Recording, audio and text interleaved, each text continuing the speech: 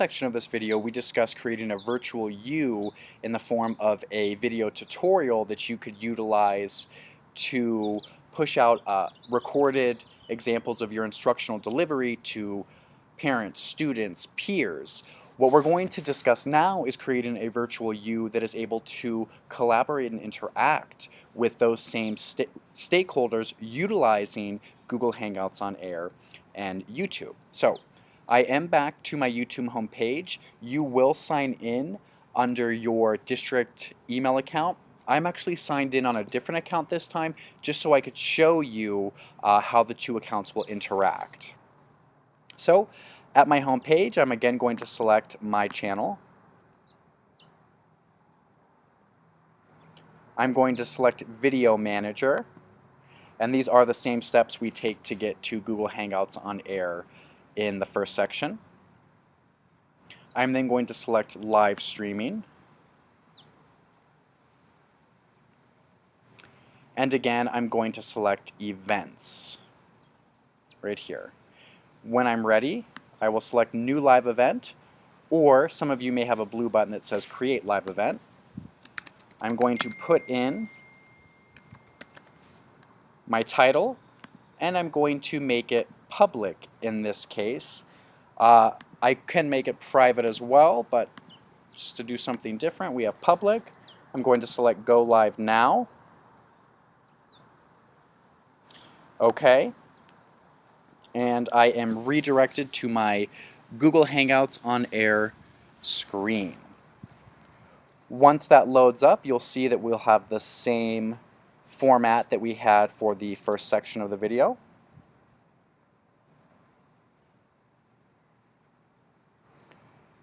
And again, I have my avatar. It's going to default to my camera. There I am. And as you can see again, I am at home, I am in my backyard, yet I'm still able to collaborate meaningfully with a virtual version of myself utilizing Google Hangouts on Air. So you don't have to stare at me. I'm going to pop over to my avatar. I see I have the screen share function here.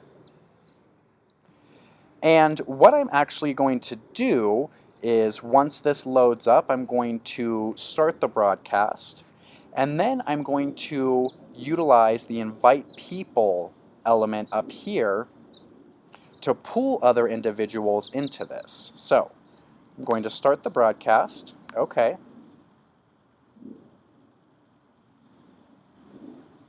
And this Hangout on Air is live, so I'm going to then select this icon here, invite people. And I have two options. I can do Gmail or Google+. I'm actually going to utilize Gmail. I think it's easier and more seamless and people are accustomed to utilizing it. It's going to automatically open up my Gmail account. That's why it's important for you to be linked to your district Gmail account. Otherwise, you're going to go into a personal one. You won't have the contact list necessary to engage with your peers and things of that nature. So I'm going to share this with myself. You would share this with your PLC peers, a parent, or a student if you're trying to do some virtual tutoring with them. And I'm going to send that off. Go ahead and close that message window, and we can close the invite people window or add additional people here. Going to close it. And then the individual I've sent the link to is actually going to receive an email within their Gmail, and they're going to select that link. It's going to automatically engage Google Hangouts on Air for them. And they just simply need to agree to the terms and conditions for utilizing Google Hangouts on Air. It typically warns them of any privacy concerns they may have. Just like our video tutorial, we are recording this collaborative exchange. Some people may be uncomfortable with that and they can choose not to join. But it is actually a great tool because say we're having a PLC and someone wasn't able to come, well, we're able to deliver this video to them so they can see what we discussed. Say you're tutoring someone virtually, you're able to take this recording, share it out to them, and they can review it as many times as they want. So on my other screen, I'm going to go ahead and join And you can see I've actually popped up here, and I can view myself here. And if I select this participant, I'm able to see their screen. They are able to actually engage the screen share function and share materials, as you can see here. And then I can always go back as the moderator to my screen and similarly screen share information with them. As the moderator, I do have the capability to select individuals and control whether or not they're seen. I can hide them, I can control their sound, or I can end their participation within this. So as you see, you are able, if I open up those videos again for both of us,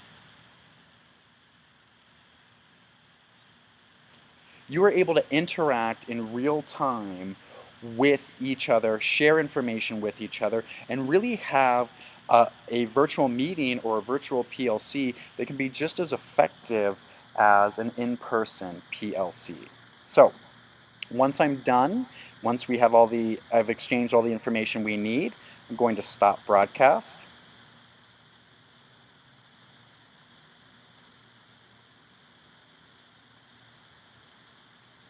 And once I terminate that call, let's go back to my avatar. All right, I'm going to shut down Google Hangouts on Air.